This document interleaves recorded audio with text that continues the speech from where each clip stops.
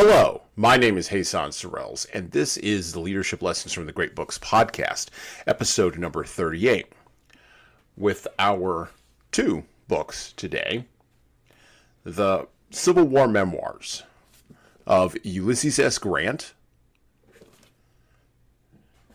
and William Tecumseh Sherman.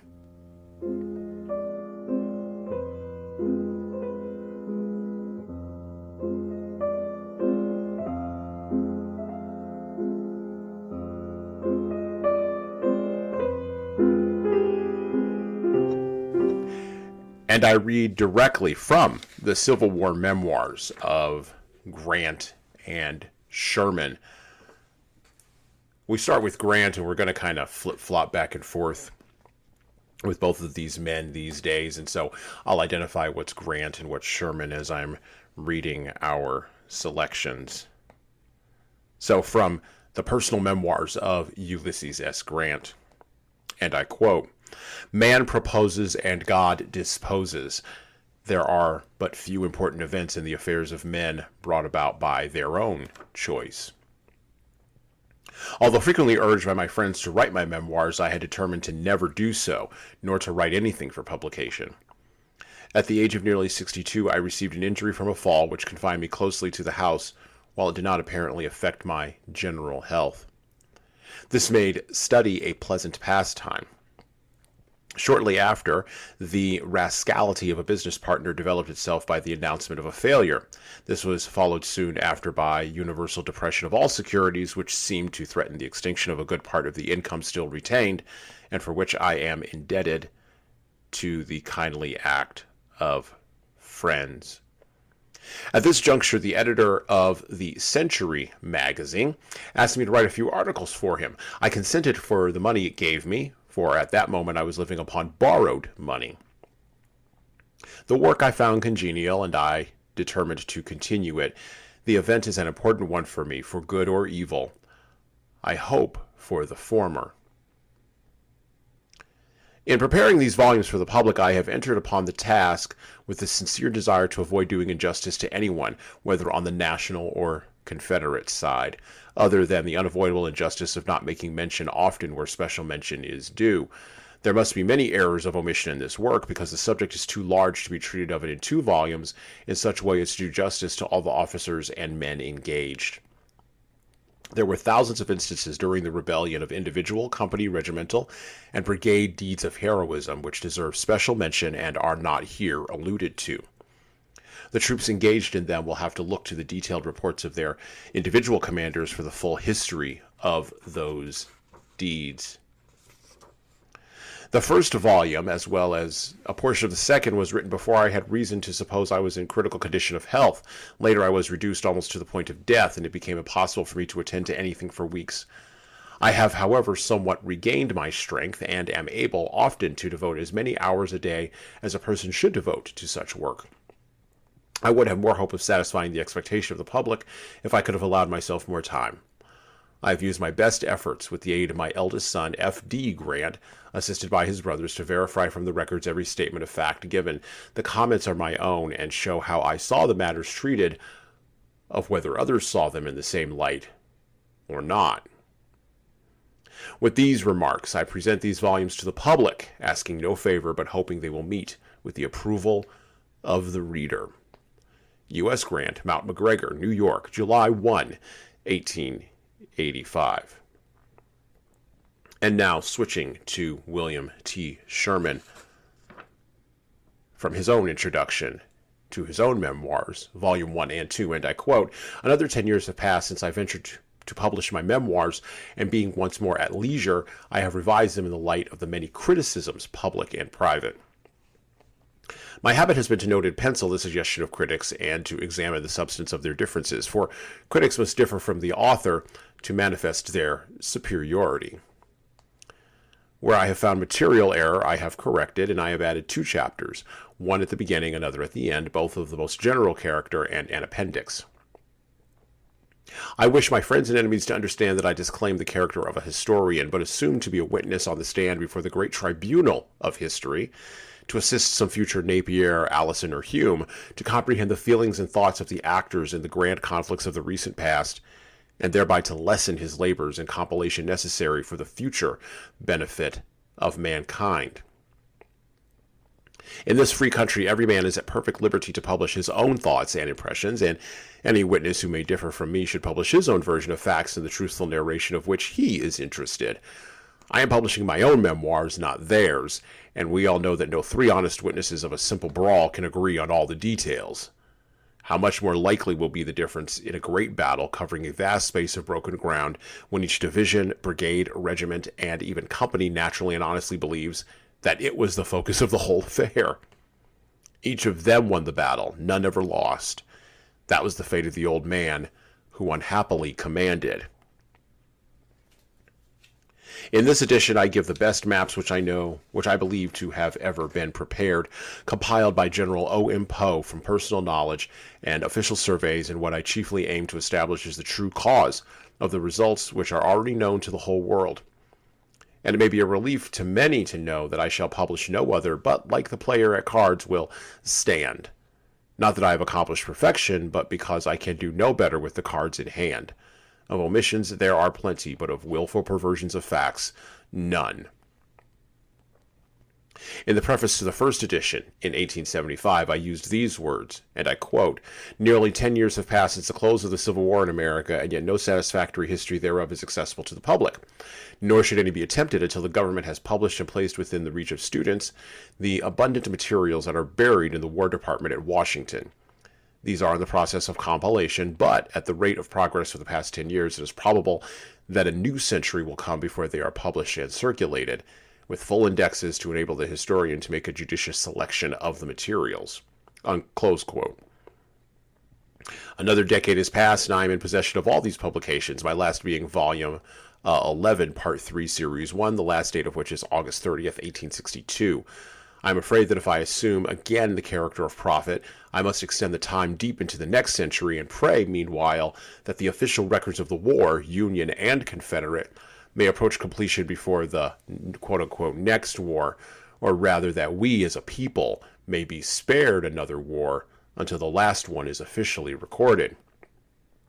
Meantime, the rising generation must be content with memoirs and histories compiled from the best sources available. In this sense, I offer mine as to the events of which I was an eyewitness and participant, or for which I was responsible. William T. Sherman, General, retired, St. Louis, Missouri, March 30th, 1885.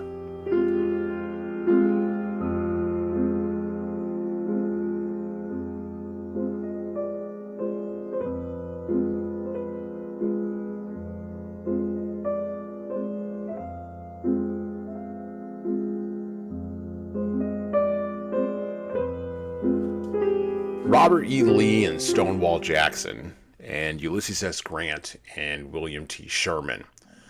These were pairs of men that fought in the last great Civil War that the United States experienced. And they are perfect examples of how there's nothing better in any enterprise, whether it's warfare or entrepreneurship or government or nonprofits, than a good number two.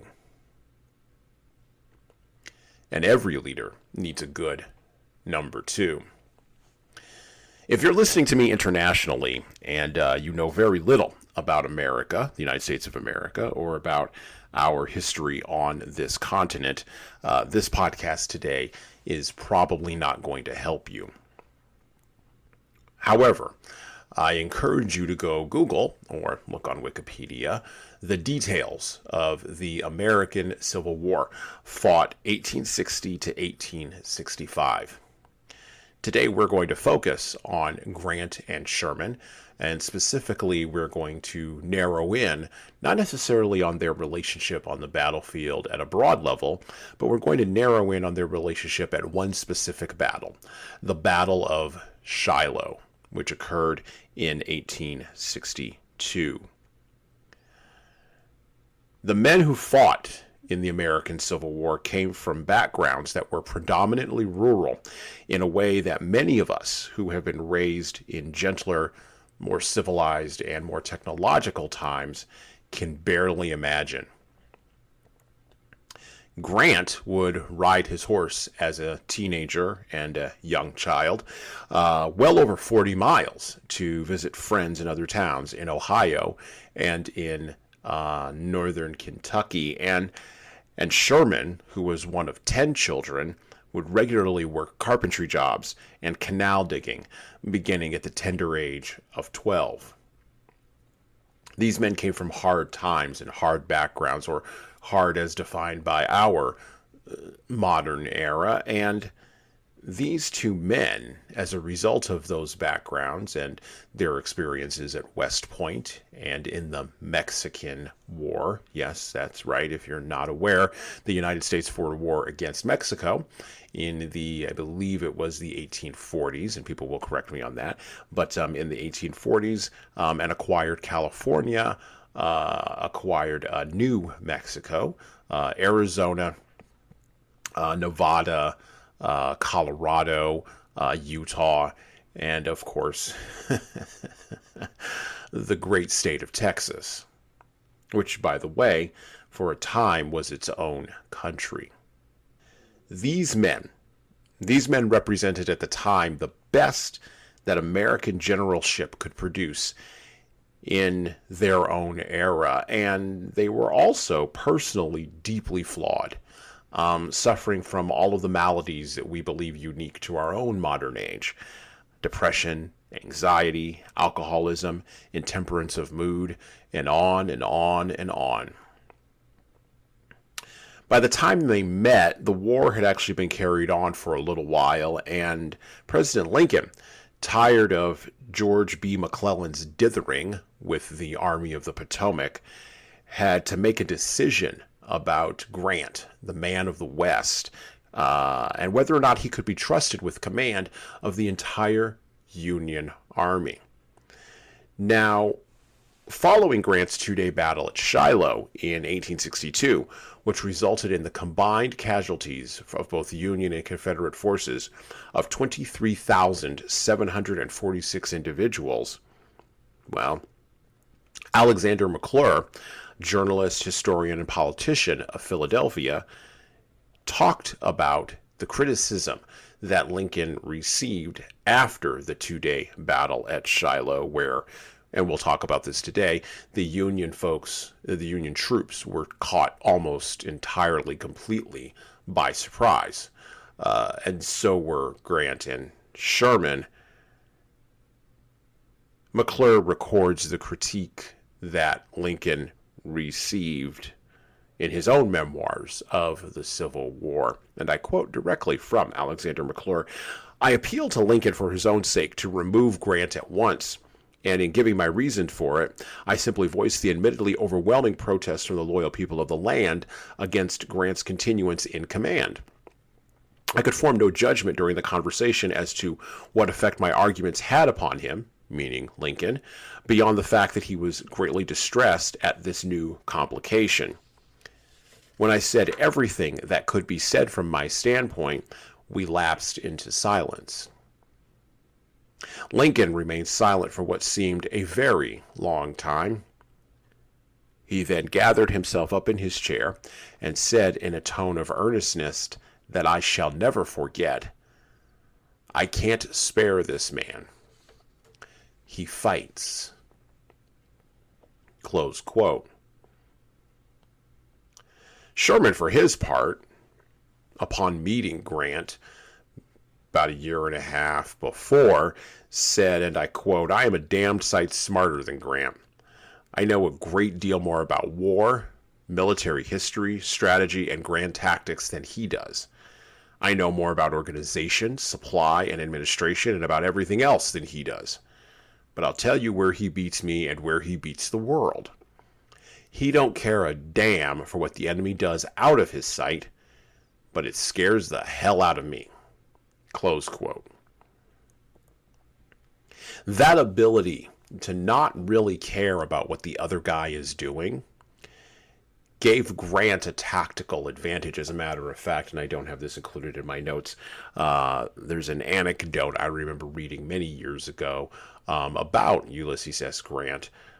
He was somewhat annoyed that people kept asking him, "What's Robert E. Lee going to do? And what's Robert E. Lee going to do? And what's Robert E. Lee going to do?"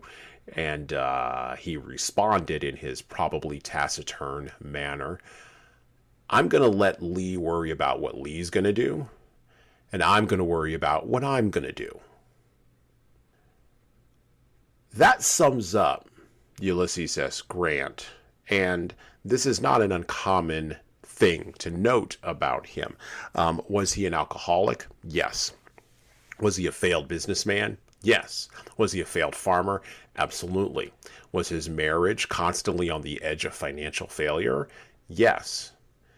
War was the thing that animated him, and it was the same for Sherman. Sherman was never good at much of anything else, even teaching, and Sherman did teach for a while. I believe he taught Greek and Latin and the classics at a college, and eventually wound up being in the administration of that college before the Civil War in the state of Louisiana. Yes, that's right. He was president of a college in the state of Louisiana on the eve of the Civil War. These two men had a relationship, and while that relationship was not always perfectly in sync, even after the war, when Reconstruction and the Indian Wars in the West separated them over public policy and over what the president can and can't do. But in spite of all of that, in spite of all of the issues, in spite of all the problems between these two men, Sherman was Grant's reliable and steady number two, and Grant was Sherman's accountable and competent number one. And so on the podcast today, we're going to talk about the Battle of Shiloh, and we're going to talk about the memoirs of Grant and Sherman and how a leader can learn something from a 160-year-old war.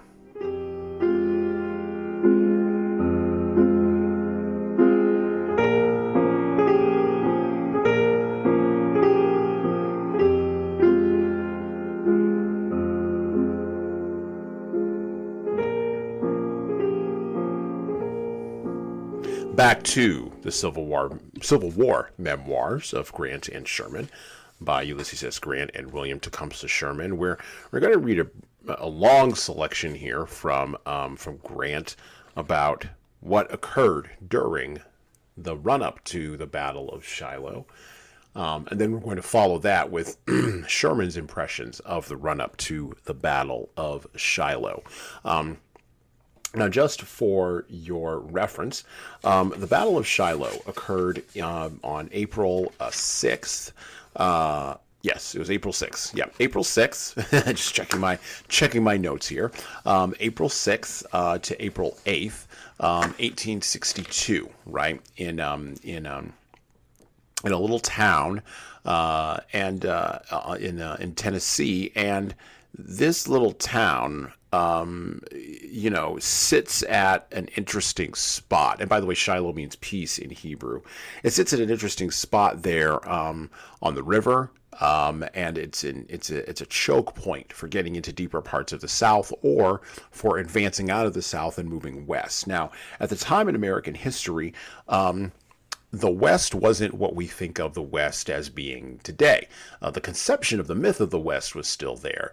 But Native Americans, by the time the 1860s were rolling around, had been gradually being moved from places like Tennessee, from places like the Great Smoky Mountains, and from places like Ohio, and had been moved out of that land and had been gradually being moved west. And of course, 20 years after the Civil War, eventually the Americans would show up to complete the movement of the native peoples into reservations. Now, that's a whole thing, a whole podcast in and of itself. The nature of whether that was correct or incorrect, the nature of what leadership looks like, and of course, how do we conceptualize that in an American context? We're not going to talk about that today, but just know that during the course of the Civil War, Vicksburg was considered to be the West, right? Vicksburg, Mississippi was considered to be the West. And so Grant had the army of Vicksburg at the time, and Sherman was his brigadier general. And I quote from the Civil War Memoirs from General Sherman. I'm sorry, not General Sherman, General Grant. So we're going to start with Grant, and they're going to move into Sherman. And I quote, "On the 5th, General Nelson, with a division of Buell's army, arrived at Savannah, and I ordered him to move up the east bank of the river to be in a position where he could be ferried over to Crump's Landing or Pittsburgh as occasion required. I learned that General Buell himself would be at Savannah the next day and desired to meet me on his arrival. Affairs at Pittsburgh Landing had been such for several days that I did not want to be away during the day. I determined, therefore, to take a very early breakfast and ride out to meet Buell and thus save time. He arrived on the evening of the 5th, but had not advised me of that fact, and I was not aware of it until some time after. While I was at breakfast, however, heavy firing was heard in the direction of Pittsburgh Landing, and I hastened there, sending a hurried note to Buell informing him of the reason why I could not meet him at Savannah. On the way up the river, I directed the dispatch boat running close to Crump's Landing so that I could communicate with General Lew Wallace. By the way, a side note, Lew Wallace, much later on, wrote the book Ben-Hur, A Story of the Christ. Back to the Civil War Memoirs. I found him waiting on a boat, apparently expecting to see me. I directed him to get his troops in line, ready to execute any orders he might receive. He replied that his troops were already under arms and prepared to move. Up to that time, I had felt by no means certain that Crump's Landing might be the point of attack. On reaching the front, however, about 8 a.m., I found that the attack on Pittsburgh was unmistakable and that nothing more than a small guard to protect our transports and stores was needed at Crump's. Captain Baxter, a quartermaster on my staff, was accordingly directed to go back and order General Wallace to march immediately to Pittsburgh by the road nearest the river. Captain Baxter made a memorandum of this order. About 1 p.m., not hearing from Wallace and being much in need of reinforcements, I sent 2 more of my staff, Colonel McPherson and Captain Rowley, to bring him up with his division. They reported finding him marching towards Purdy, Bethel, or some other point west from the river, and farther from Pittsburgh by several miles than when he started. The road from his first position to Pittsburgh Landing was directed near the river. Between the 2 points, a bridge had been built across Snake Creek by our troops, at which Wallace's command had assisted, expressly to enable the troops at the 2 places to support each other in case of need. Wallace did not arrive in time to take part in the first day's fight. General Wallace has since claimed that the order delivered to him by Captain Baxter was simply to join the right of the army, and that the road over which he marched would have taken him to the road from Pittsburgh to Purdy, where it crosses Owl Creek on the right of Sherman. But this is not where I had ordered him, nor where I wanted him to go. I never could see and do not now see why any order was necessary further than to direct him to come to Pittsburgh Landing without specifying by what route. His was one of the 3 veteran divisions that had been in battle, and his absence was severely felt. Later in the war, General Wallace would not have made the mistake that he committed on the 6th of April, 1862. I presume his idea was that by taking the route he did, he would be able to come around on the flank or the rear of the enemy and thus perform an act of heroism that would redound to the credit of his command as well as to the benefit of his country. Some 2 or 3 miles from Pittsburgh Landing was a log meeting house called Shiloh. It stood on the ridge which divides the waters of Snake and Lick Creeks, the former emptying into Tennessee just north of Pittsburgh Landing and the latter south. This point was the key to our position and was held by Sherman. His division was at that time wholly raw, no part of it ever having been in an engagement, but I thought this deficiency was more than made up by the superiority of the command. McClernand was on Sherman's left, with troops that had been engaged at Forts Henry and Donelson, and were therefore veterans so far as Western troops had become such at that stage of the war. Next to McClernand came Prentiss with a raw division, and on the extreme left, Stewart with 1 brigade of Sherman's division. Hurlbut was in the rear of Prentiss, massed, and in reserve at the time of onset. The division of General C.F. Smith was on the right, also in reserve. General Smith was still sick in bed at Savannah, but within hearing of our guns. His services would no doubt have been of inestimable value had his health permitted his presence. The command of his division was devolved upon Brigadier General W.H.L. Wallace, a most estimable and able officer, a veteran too, for he had served a year in the Mexican War and had been with his command at Henry and Donelson. Wallace was mortally wounded in the first day's engagement, and with the change of commanders, thus necessarily affected in the heat of battle, the efficiency of his division was much weakened. The position of our troops made a continuous line from Lick Creek on the left to Owl Creek, a branch of Snake Creek on the right, facing nearly south and possibly a little west. The water in all these streams was very high at the time and contributed to protect our flanks. The enemy was compelled, therefore, to attack directly in front. This he did with great vigor, inflicting heavy losses on the National side, but suffering much heavier on his own. The Confederate assaults were made with such a disregard for losses on their own side that our line of tents soon fell into their hands. The ground on which the battle was fought was undulating, heavily timbered with scattered clearings, the woods giving some protection to the troops on both sides. There was also considerable underbrush. A number of attempts were made by the enemy to turn our right flank, where Sherman was posted, but every effort was repulsed with heavy losses. But the front attack was kept up so vigorously that, to prevent the success of these attempts to get on our flanks, the National troops were compelled several times to take positions to the rear near Pittsburgh Landing. When the firing ceased at night, the National line was all of a mile in the rear of the position it had occupied in the morning. Close quote. And now, from William T. Sherman, and I quote, Lieutenant Colonel McPherson of General C.F. Smith's, or rather General Halleck's staff, returned with me on the 16th of March. We disembarked and marched out about 10 miles towards Corinth to a place called Monterey or Pea Ridge, where the rebels had a cavalry regiment, which of course decamped on our approach, but from the people we learned that trains were bringing large masses of men from every direction into Corinth. McPherson and I reconnoitered the ground well and then returned to our boats. On the 18th, Hurlbut disembarked his division and took a post about a mile and a half out, near where the roads branched, one leading to Corinth and the other towards Hamburg. On the 19th, I disembarked my division and took a post about 3 miles back. 3 of the brigades covering the roads to Purdy and Corinth, and the other brigade, Stewart's, temporarily at a place on the Hamburg Road near Lick Creek Ford, where the Bark Road came into the Hamburg Road. Within a few days, Prentiss's division arrived and camped on my left, and afterward McClernand's and W.H.L. Wallace's divisions, which formed a line to our rear. Lew Wallace's division remained on the north side of Snake Creek, on a road leading from Savannah or Cramp's Landing to Purdy. General C.F. Smith remained back at Savannah in chief command, and I was only responsible for my own division. I kept pickets well out on the roads and made myself familiar with all the ground inside and outside my lines. My personal staff was composed of Captain J.H. Hammond, Assistant Adjutant General, Sergeants Hartshorn and Lehelmadieu, Lieutenant Colonels Haskell and Sanger, Inspector Generals, Lieutenants McCoy and John Taylor, aides de camp. We were all conscious that the enemy was collecting at Corinth, but in what force we could not know, nor did we know what was going on behind us. On the 17th of March, General U.S. Grant was restored to the command of all the troops up the Tennessee River by reason of General Smith's extreme illness, and because he had explained to General Halleck satisfactorily his conduct after Donelson, and he too made his headquarters at Savannah, but frequently visited our camps.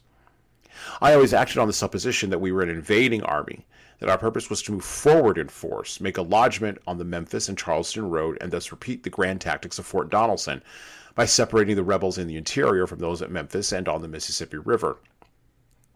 We did not fortify our camps against an attack because we had no orders to do so, and because such a course would have made our raw men timid. The position was naturally strong, with Snake Creek on our right, a deep, bold stream with a confluent, Owl Creek, to our right front, and Lick Creek with a similar confluent on our left, thus narrowing the space over which we would be attacked to about 1.5 miles or 2 miles. At a later period in the war, we could have rendered this position impregnable in one night, but at this time we did not do it, and it may be as well we did not. From about the 1st of April, we were conscious that a rebel cavalry on our front was getting bolder and more saucy. And on Friday, the 4th of April, it dashed down and carried off one of our picket guards, composed of an officer and 7 men, posted a couple of miles out on the Corinth Road. Colonel Buckland sent a company to its relief, then followed himself with a regiment, and fearing lest he might be worsted, I called out his whole brigade and followed some 4 or 5 miles when the cavalry in advance encountered artillery. I then, after dark, drew back to our lines and reported the fact by letter to General Grant at Savannah. But thus far we had not positively detected the presence of infantry, for cavalry regiments generally had a couple of guns along, and I suppose the guns that opened on the evening of Friday, April 4th, belonged to the cavalry that was hovering along our whole front. Saturday passed in our camps without any unusual event, the weather being wet and mild and the roads back to the steamboat landing being heavy with mud. But on Sunday morning, the 6th, early, there was a good deal of picket firing, and I got breakfast, rode out along my lines, and about 400 yards to the front of Appler's regiment, received from some bushes in a ravine to the left front a volley which killed my orderly, Holiday. About the same time, I saw the rebel lines of battle in front coming down on us as far as the eye could reach. All my troops were in line of battle ready, and the ground was favorable to us. I gave the necessary orders to the battery, Waterhouses, attached to Hildebrand's brigade, and cautioned the men to reserve their fire till the rebels had crossed the ravine of Owl Creek and had begun the ascent. Also sent staff officers to notify Generals McClernand and Prentiss of the coming blow. Indeed, McClernand had already sent 3 regiments to the support of my left flank, and they were in position when the onset came. In a few minutes, the Battle of Shiloh began with extreme fury and lasted 2 days. Its history has been well given, and it has been made the subject of a great deal of controversy. Hildebrand's brigade was soon knocked to pieces, but Buckland's and McDowell's kept their organization throughout. Stewart's was driven back to the river and did not join me in person till the 2nd day of the battle.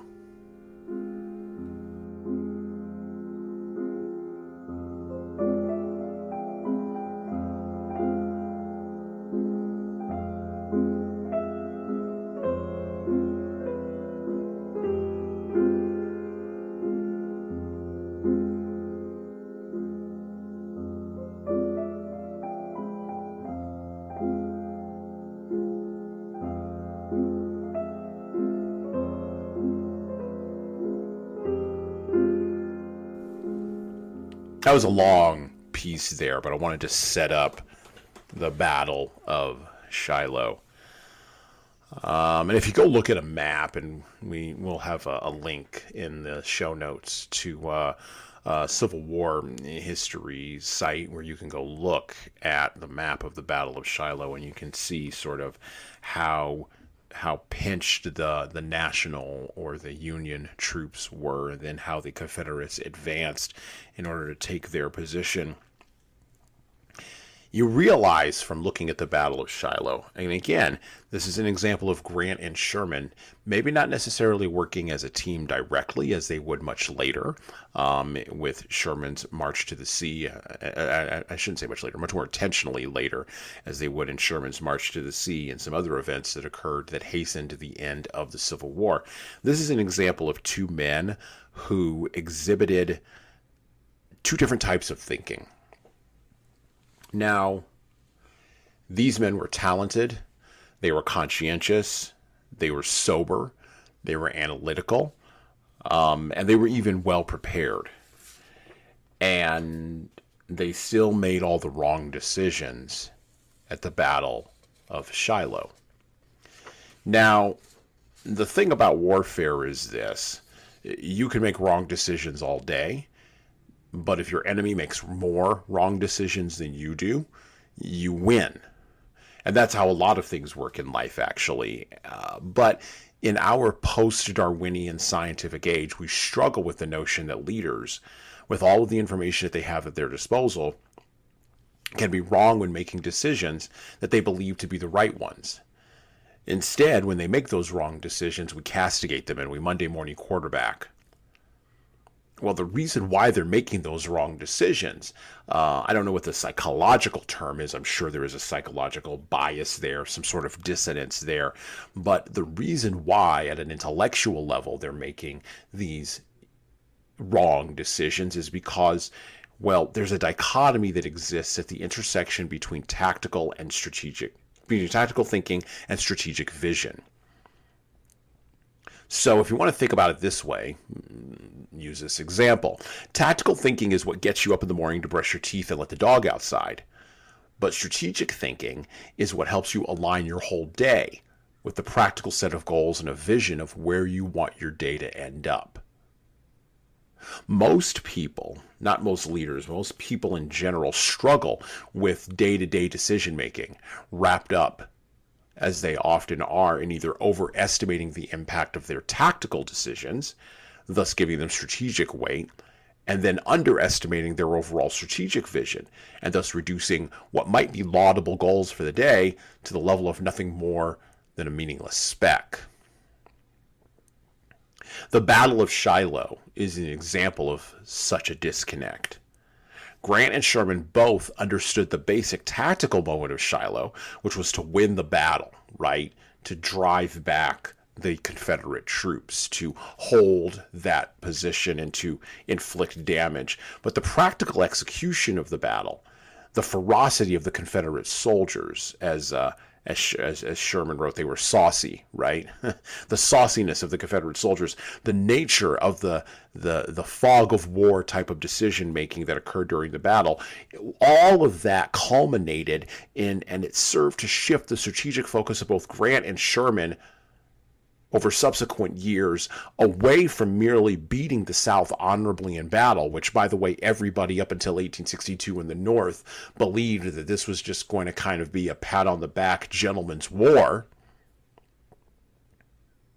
The strategic thinking shifted from that to more of a brutal 20th century type perspective, where, as Sherman would intone much earlier and then be prophetic, where war would actually be cruelty and that there would be no cure for it. Well, the full cruelty of war would be visited on the South, on the southern states, and it would be visited through Grant wielding the tool of Sherman in a strategic way to crush the Southern apparatus that even considered making war in the first place. The Battle of Shiloh is important to understand for leaders because after that battle, the outcome, the 24,000 people dead, still the bloodiest battle fought on the North American continent, still, even to this day. The outcome of that battle so horrified pundits, politicians, and the public, both in the North and the South, that Sherman's march to the sea, which was a tactical stroke of genius as well, was now even open to being considered and supported by a Lincoln administration that was in 1862, 1863, and 1864, particularly in 1863 and 1864, an administration that was being pushed on by the headwinds of a northern population that was sick and tired of war. Sound familiar? And had nominated a Democrat to run against Lincoln, the Republican, named George McClellan, the former head of the U.S. Army at the Potomac, and a dithering, piss-poor strategic thinker, if I ever read about one. It is difficult now, almost 160 years away from the Civil War, to appreciate the lessons of this war as leaders. It seems as though in our brains it's faded into sort of a Ken Burns, sepia-toned sort of past for us.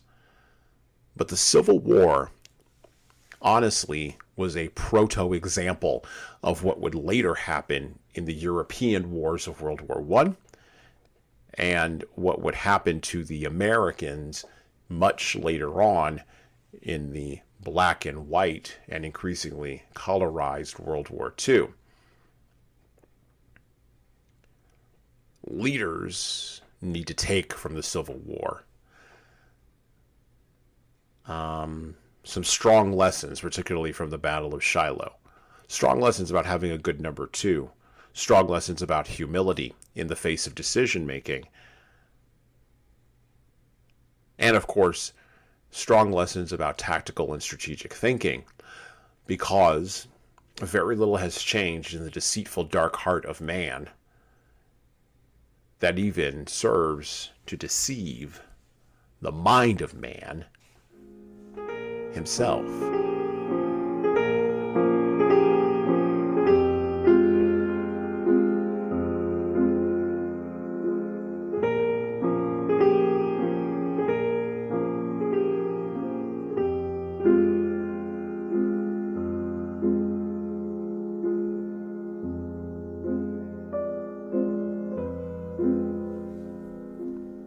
Back to the book, back to the Civil War Memoirs of Grant and Sherman by Ulysses S. Grant and William Tecumseh Sherman.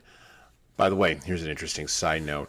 We are almost as far away in time. Actually, we are currently in our year of the Lord, 2022. We are as far away historically from World War II as the people who fought in World War II were historically far away from folks who fought in the Civil War.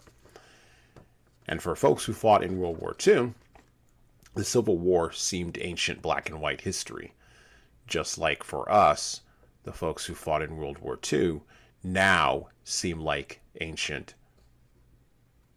black and white history. Back to the book. From the Civil War Memoirs of Ulysses S. Grant, still focused on the Battle of Shiloh. And I quote, "During the second day of battle, I had been moving from right to left and back to see for myself the progress made. In the early part of the afternoon, while riding with Colonel McPherson and Major Hawkins, then my chief commissary, we got beyond the left of our troops. We were moving along the northern edge of a clearing, very leisurely toward the river above the landing. There did not appear to be an enemy on our right, until suddenly a battery with musketry opened upon us from the edge of the woods on the other side of the clearing. The shells and balls whistled about our ears very fast for about a minute. I do not think it took us longer than that to get out of range and out of sight.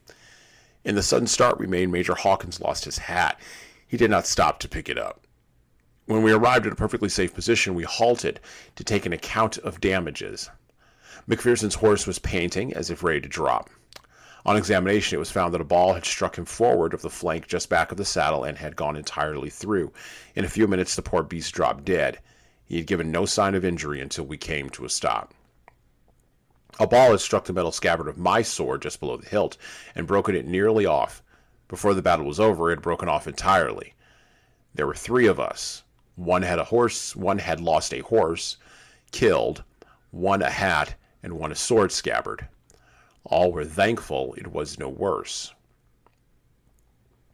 After the rain of that night, before and the frequent and heavy rains for some days previous, the roads were almost impassable. The enemy carried his artillery and supply chains over them in his retreat, made them still worse for troops following. I wanted to pursue, but had not the heart to order the men who had fought desperately for 2 days, lying in the mud and rain, whenever not fighting, and I did not feel disposed to positively order Buell or any part of his command to pursue.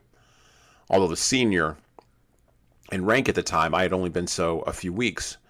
Buell was, and had been for some time past, department commander, while I commanded only a district. I did not meet Buell in person until too late to get the troops ready and pursue with effect, but I had seen him at the moment of last charge. I should have at least requested him to follow. Note from Grant. In an article on the Battle of Shiloh, which I wrote for the Century magazine, I stated that General A. McD. McCook, who commanded a division of Buell's army, expressed some unwillingness to pursue the enemy on Monday, April 7th, because of the condition of his troops. General Badeau, in his history, also makes the same statement on my authority. Out of justice to General McCook and his command, I must say that they left a point 22 miles east of Savannah on the morning of the 6th. From the heavy rains of a few days previous and the passage of trains and artillery, the roads were necessarily deep in mud, which made marching slow. The division had not only marched through this mud the day before, but it had been in the rain all night without rest. It was engaged in the battle of the second day and did as good a service as its position allowed. In fact, an opportunity occurred for it to perform a conspicuous act of gallantry, which elicited the highest commendation from division commanders in the Army of the Tennessee. General Sherman, both in his memoirs and report, makes mention of this fact. General McCook himself belongs to a family which furnished many volunteers to the Army. I refer to these circumstances with minuteness because I did General McCook injustice in my article in the Century, though not to the extent one would suppose from the public press. I am not willing to do anyone an injustice, and if convinced that I have done one, I am always willing to make the fullest admission. I rode forward several miles a day after the battle and found that the enemy had dropped much, if not all, of their provisions, some ammunition, and the extra wheels of their caissons, lightening their loads to enable them to get off their guns. About 5 miles out, we found their field hospital abandoned. An immediate pursuit must have resulted in the capture of a considerable number of prisoners and probably some guns. Shiloh was the severest battle fought at the West during the war, and but a few in the East equaled it for hard, determined fighting. I saw an open field in our possession on the second day, over which the Confederates had made repeated charges the day before, so covered with the dead that it would have been possible to walk across the clearing in any direction, stepping on dead bodies, without a foot touching the ground. On our side, National and Confederate troops were mingled together in about equal proportions, but on the remainder of the field nearly all were Confederates. On one part, which had evidently not been plowed for several years, probably because the land was poor, bushes had grown up, some to the height of 8 or 10 feet. There was not one of these left standing unpierced by bullets. The smaller ones were all cut down. Contrary to all my experience up to that time and to the experience of the army I was then commanding, we were on the defensive. We were without entrenchments or defensive advantages of any sort, and more than half the army engaged the first day was without experience or even drill as soldiers. The officers with them, except the division commanders and possibly 2 or 3 of the brigade commanders, were equally inexperienced in war. The result was a Union victory that gave the men who achieved it great confidence in themselves ever after. The enemy fought bravely, but they had started out to defeat and destroy an army and capture a position. They failed in both, with very heavy loss in killed and wounded, and must have gone back discouraged and convinced that the Yankee was not an enemy to be despised. And now the words of William Tecumseh Sherman on the Battle of Shiloh, from the Civil War Memoirs of Sherman and Grant. General Grant did not make an official report of the Battle of Shiloh, but all its incidents and events were covered in the reports of division commanders and subordinates. Probably no single battle of the war gave rise to such wild and damaging reports. It was publicly asserted at the North that our army was taken completely by surprise, that the rebels caught us in our tents, bayoneted the men in their beds, that General Grant was drunk, that Buell's opportune arrival saved the Army of Tennessee from utter annihilation, etc. These reports were in measure sustained by the published opinions of Generals Buell, Nelson, and others who had reached the steamboat landing from the east just before nightfall of the 6th, when there was a large crowd of frightened, stampeded men who clamored and declared that our army was all destroyed and beaten. Personally, I saw General Grant, who with his staff visited me about 10 a.m. of the 6th, when we were desperately engaged. But we had checked the headlong assault of our enemy and then held our ground. This gave him great satisfaction, and he told me that things did not look as well over on the left. He also told me that on his way up from Savannah that morning, he had stopped at Crump's Landing and had ordered Lew Wallace's division to cross over Snake Creek, so as to come up on my right, telling me to look out for him. He came again just before dark and described the last assault made by the rebels at the ravine near the steamboat landing, which he had repelled by a heavy battery collected under Colonel J.D. Webster and other officers, and he was convinced that the battle was over for that day. He ordered me to be ready to assume the offensive in the morning, saying that, as he had observed at Fort Donelson, at the crisis of the battle, both sides seemed defeated, and whoever assumed the offensive was sure to win. General Grant also explained to me that General Buell had reached the bank of the Tennessee River, opposite Pittsburgh's Landing, and was in the act of ferrying his troops across at the time he was speaking to me. About a half an hour afterward, General Buell himself rode up to where I was, accompanied by Colonels Fry, Mickler, and others of his staff. I was dismounted at the time, and General Buell made of me a good many significant inquiries about matters and things generally. By the aid of a manuscript map made by myself, I pointed out to him our positions as they had been in the morning and our then positions. I also explained that my right then covered the bridge over Snake Creek, by which we had all day been expecting Lew Wallace, that McClernand was on my left, Hurlbut on his left, and so on, but Buell said he had come up from the landing and had not seen our men, of whose existence, in fact, he seemed to doubt. I insisted that I had 5,000 good men still left in line, and thought that McClernand had as many more, and that with what was left of Hurlbut's, W.H.L. Wallace's, and Prentice's divisions, we ought to have 18,000 men fit for battle. I reckoned that 10,000 of our men were dead, wounded, or prisoners, and that the enemy's losses could not be much less. Buell said that Nelson's, McCook's, and Crittenden's divisions of his army, containing 18,000 men, had arrived and could cross over in the night and be ready for the next day's battle. I argued that with these reinforcements we could sweep the field. Buell seemed to mistrust us and reportedly said he did not like the looks of things, especially about the boat landing. And I really feared he would not cross his army that night lest he should become involved in our general disaster. He did not, of course, understand the shape of the ground and asked me for the use of my map, which I lent him on the promise that he would return it. He handed it to Major Mickler to have it copied, and the original returned to me, which Mickler did 2 or 3 days after the battle. Buell did cross over that night, and the next day we assumed the offensive and swept the field, thus gaining the battle decisively. Nevertheless, the controversy was started and kept up, mostly to the personal prejudice of General Grant, who, as usual, maintained an imperturbable silence.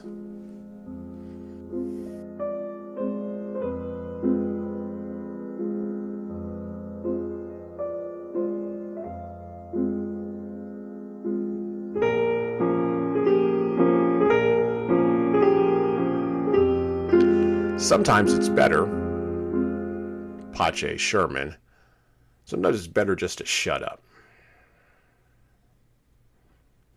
In our vanity-driven world, the desire to personalize, to stand up and stand out and quote-unquote let your voice be heard, this is the rallying cry or the drumbeat from the culture around us as leaders. Grant gives us a different example. In a different time, not that far removed from the moment you're currently listening to this podcast in, leaders did believe genuinely that silence was the best policy until passions cooled and logic could prevail, when the facts were known and circumstances could be conscientiously, logically, and carefully examined. This leads to leaders having gravitas, steadiness, quiet confidence. These character traits are hallmarks of leaders who had weight and want to have weight. And when they finally do speak, their followers and the audience actually listens. But there's discipline involved in this, right? A discipline that in our dopamine-driven current culture is not really lauded too much, nor is it supported, nor is it encouraged. As a matter of fact, very often, in many cases inside of organizations, silence is equated with cowardice, or maybe ignorance, or maybe fecklessness, or venality.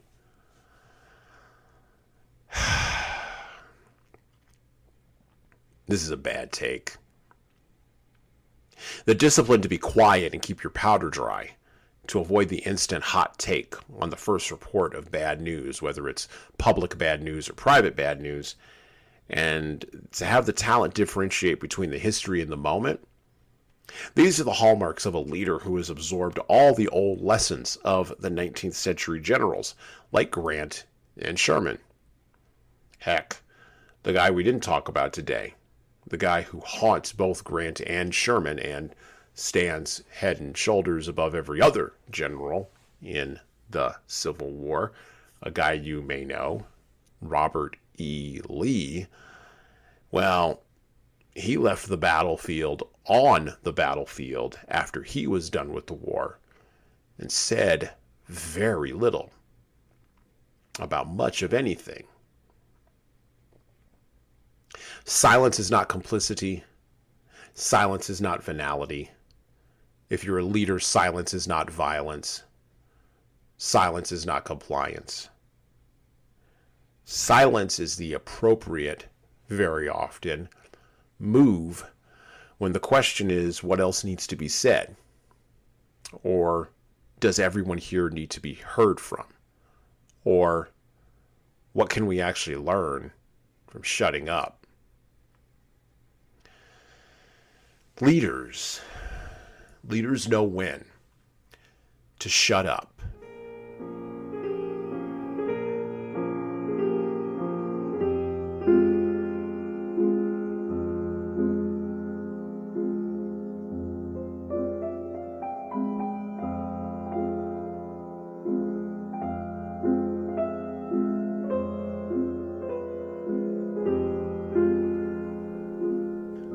So I barely covered a fraction of the Civil War memoirs. I mean, not even a fraction of the Civil War memoirs of Grant and Sherman. And it's worth reading those memoirs. And they come in at close to, well, anyway, it doesn't matter the page count. They're very thick books. And you can order them from Amazon. You can order them in finely leather-bound editions. Or you can order them in the way that I did, which are the larger paperbacks, right? You can also investigate the memoirs and the study and the research around both Grant and Sherman as men online, and you can go and look at it, right, anytime you want. But this is 2022, right? And so, what can we take from this admitted cursory glance at the memoirs of William Sherman and Ulysses S. Grant? What can we apply to our own lives from these memoirs and from this war, the American Civil War, that put to death the concept of slavery in the United States of America, but it also opened up a whole other Pandora's box of snakes with which we are still dealing today? What can we learn from leaders? What can we learn as leaders from these generals, these men's actions that they did not take lightly, nor that they just shrugged off after the shooting was over? What can we learn from these memoirs, which are great books in and of themselves? I think the first thing that we can learn is that fear of the Lord is the beginning of wisdom. Whether you like it or not, you got to believe in a transcendent thing, something that's at the top of the hierarchy, something that's bigger than you as a leader. Robert E. Lee believed that his loyalty to Virginia, and thus his loyalty to the South, was bigger than his loyalty to the United States. General Grant believed that his loyalty to the United States was bigger than his loyalty to the concept of slavery. And by the way, he wasn't loyal to the concept of slavery. As a matter of fact, Grant had slaves, and he actually freed them because he actually couldn't get them to work. Remember I said he was a piss poor farmer? That was part of the reason why. He could barely get himself to work, much less inveigle, discipline, or comply someone else based on the color of their skin. Okay. Grant believed that there was something that was higher than just that, higher than the system. Lee believed that there was something higher than the nation state. And of course, Lincoln believed that there was something higher than both of those things: the preservation of the nation state, the preservation of the Union. Fear of the Lord is the beginning of wisdom. That's Proverbs 9:10. When you read these memoirs, you do get the sense that these men feared the Lord. Maybe not your conception of the Lord, but they definitely feared the transcendent. They feared not necessarily what history would say about them, but they feared what God would say about them. It's important for leaders to have something above them in order to maintain their humility. I think the other thing that you can pick up from these memoirs is that every leader needs a good number two. Now, we kind of harped a little bit on that today, but it's true. You need a partner. You need somebody who's got your back, someone who will have your number, right? Someone who sees your weaknesses but doesn't allow other people, either the competition or the enemy or whoever, to take advantage of those weaknesses. Someone who's got your back. Now, typically, in the modern conception of this, we put partnerships in a business sense, or ridiculously, we call marriage a partnership, right? Marriage should be something deeper even than that, and I'm not going to touch on that today. But I will say, in the business sense, if you can find someone who's a good number two, you hold on to them for dear life. And a good number two, someone who isn't nearly as bought in as you are on the passion of the thing, but is willing to watch your back as you pursue the passion you have for the thing, that person, well, that person's worth their weight in gold.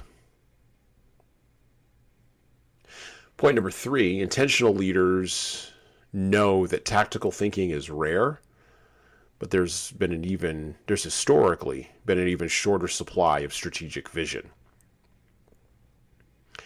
We need more. Leaders need more of the division between what is tactical and what is strategic, and leaders need to be thinking strategically. What does your life look like as a leader 10 years from now? What's it going to look like 5 years from now? What's it going to look like a month from now?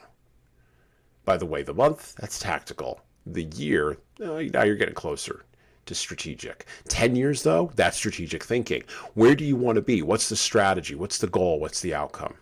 And by the way, you can sometimes forget the goal while you're pursuing the strategy, because your tactics can blind you to strategic vision.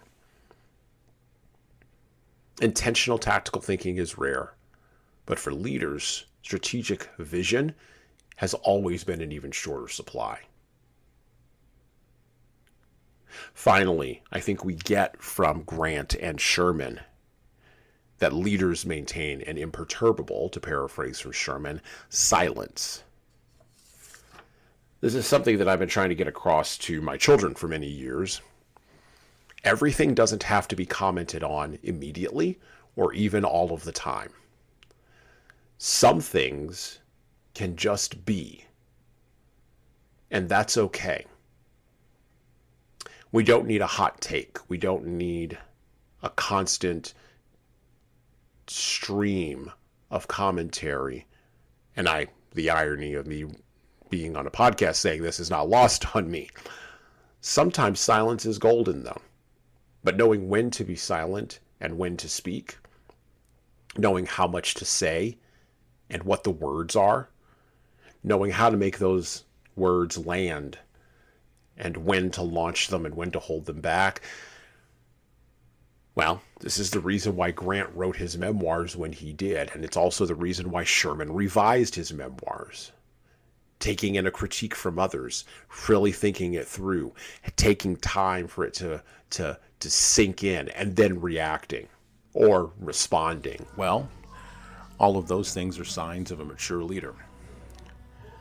And well, that's it for me.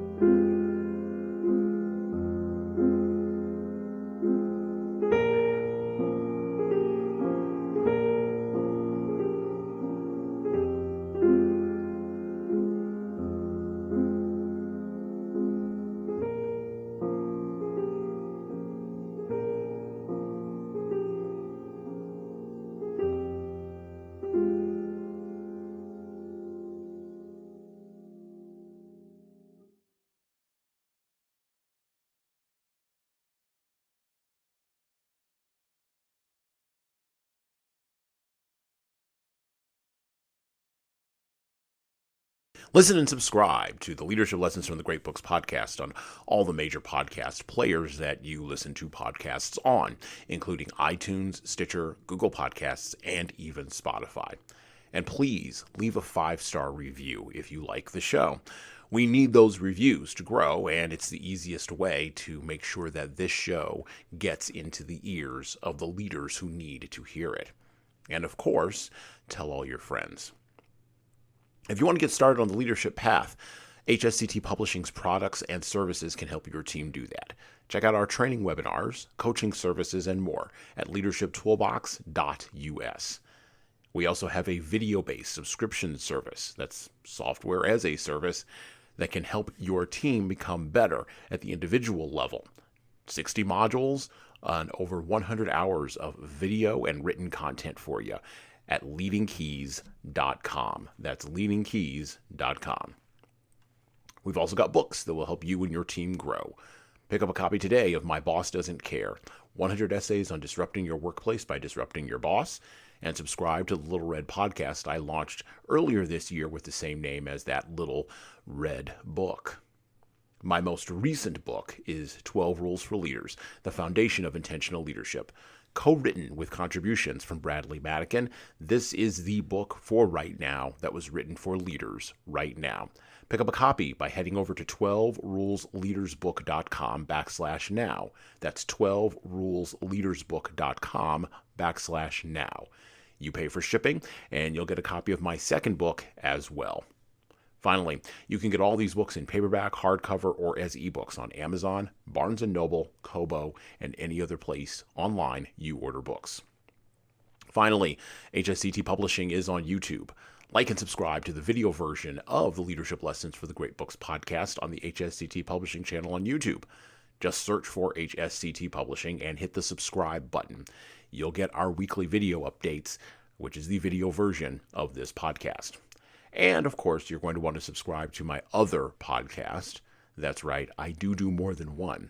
The Jesan Sorrells Presents audio experience, where I talk more casually with a broader range of people about all matters that matter in the world today, from arts all the way to analytics. All right, that's it for me.